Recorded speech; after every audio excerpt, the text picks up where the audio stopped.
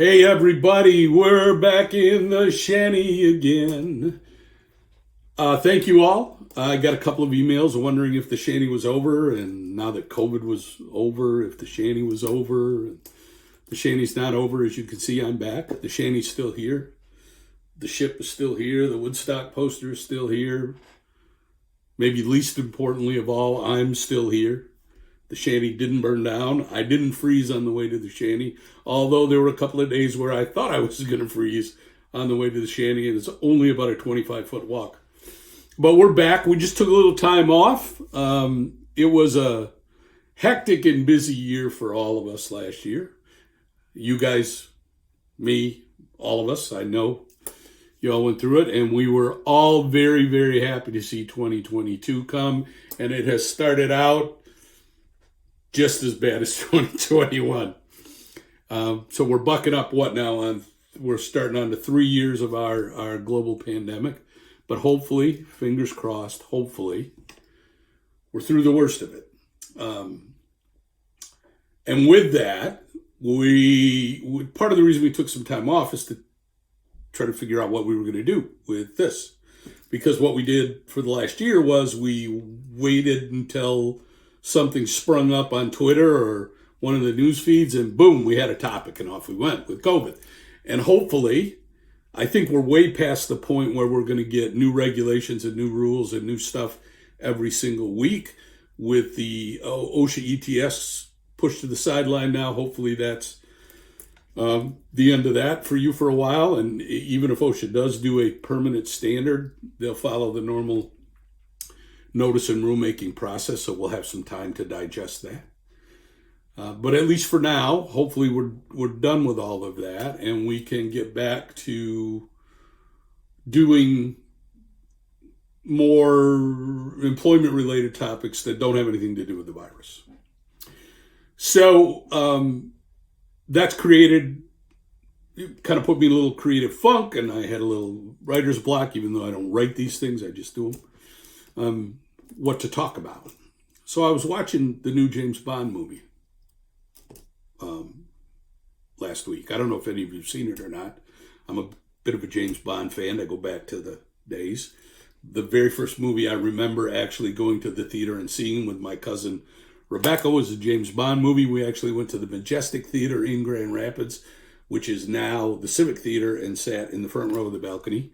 And I was probably 10 years old and shouldn't have been at a James Bond movie. And my cousin said I got up to, help James Bond punch out the bad guys, and she had to pull me back in my seat so I didn't go over the balcony. Why am I telling you all this? I don't know. But the new James Bond movie did raise a question in my head. Given where we are today, where do these bad guys get all these henchmen? I mean, I'm watching any action movie involving evil guys that are going to take over the world. What do they always have? Henchmen. Lots of henchmen. They get them for everywhere. I think Bruce Willis even made a comment in one of his movies. Where do you get these henchmen? Do you call up Henchmen R Us and have them sent out? I mean, where do these guys get these henchmen? And I got to thinking about that because we're in the middle of something now called the Great Resignation. And I get calls from clients all the time saying, we can't find people, we can't find people, we can't find people. We're thinking about doing this and we're thinking about doing that. We're thinking about not testing for marijuana in our pre-employment drug testing anymore because the people we do get are failing the marijuana test. Should we not test for marijuana? We're thinking about lightening up this policy or laying back on this policy a little. And should we do that in order to keep people? And all of those things are interesting questions. As a matter of fact, they're such interesting questions that on May 4th, when we do our HR seminar, and yes, we are doing an HR seminar on May 4th, and yes, our current intention is to do it live and in person. I and some other people are actually going to talk about the Great Resignation, and we're going to talk about, well, we don't know exactly what we're going to talk about yet, but some of the topics that we're likely to cover are what's causing it, what are the underlying problems? What makes people quit? And how do we keep them? How do we protect our stuff? What do we do? I want to talk about a couple of other things today. I want to talk about, of all the things that you can do, things you can loosen up, things you can lighten up, things you can offer. There's two things that I don't want you to do that involve your application process, okay? And I just want to talk about those briefly. Number one is a marketing tool to get you all to come to the HR seminar. But also number two, to make sure that we're covering our bases when it comes to hiring people. Because a lot of you are desperate to find people. We can't find people. McDonald's is paying $15 an hour, for goodness sakes, to get kids to come work for them. And they still can't find people to come to work. And there's a lot of theories about why that is and a lot of reasons why that is. But regardless of all those things and theories, that might encourage you to take shortcuts in the hiring process. Because you need people. We need people. And all that's good and fine and dandy. But there's a couple things that I want to make sure you don't take shortcuts in, okay? Two things that I want you to make sure you don't take shortcuts in, that I'm going to suggest you not take shortcuts in.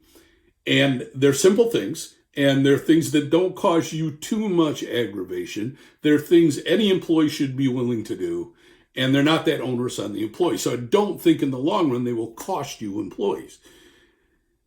Here's issue number one that I want you to do. Number one revolves around background checks and reference checks. Okay, we're going to talk specifically about reference checks here, not background checks.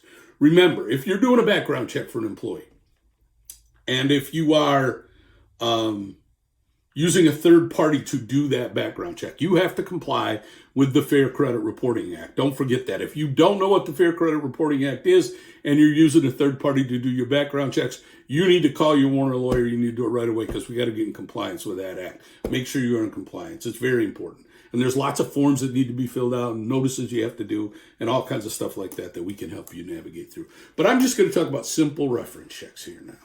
So I've seen this happen a lot in the past. It happens all the time, and it always causes trouble. It always causes trouble. It's always a situation where we get to a bad employee, we want to get rid of them, and we talk about the reference check, and it turns out nobody did it. So your HR department's in a bind. They need to get somebody in. They need to get them in now. This is happening all the time now. You get a candidate with a really good resume, but they conveniently forget to give you any references. You ask for references and they don't give them. Or they won't let you talk to their references. Don't hire them. I know you want to hire people, you need people, but don't hire them, okay?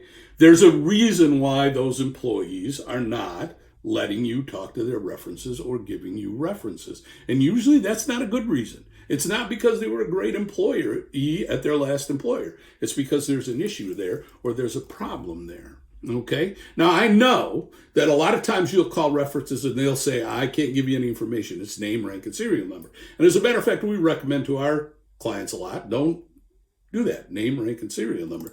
But you'd be surprised when you call what you can get out of a reference. Sometimes it's something as simple as, well, I wouldn't really hire them back, or, they're not eligible for rehire or something like that.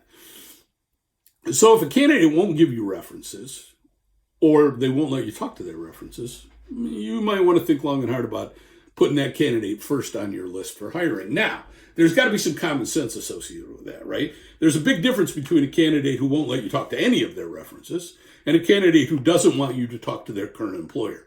That makes complete sense, because if I don't get this job or I don't take this job, I might not want my current employer to know I'm even looking for a job. Although in this day and age, nobody's firing anybody for hardly anything. But that makes sense. So you don't want to hold that against the candidate. But if they won't let you talk to the employer before that, or the one before that, or the one before that, there might be a reason for that. So do your reference checks, okay? Do your reference checks. The second thing I want you to make sure you do is also equally simple, and it seems so silly. All of you have a job application. Every single candidate for employment that gets to a certain point in your process should fill out completely their job application. And see resume or I have a resume isn't good enough. Ask them to fill out the job application. Not that hard. It shouldn't be something somebody says, why? That's beneath me. I don't want to do it.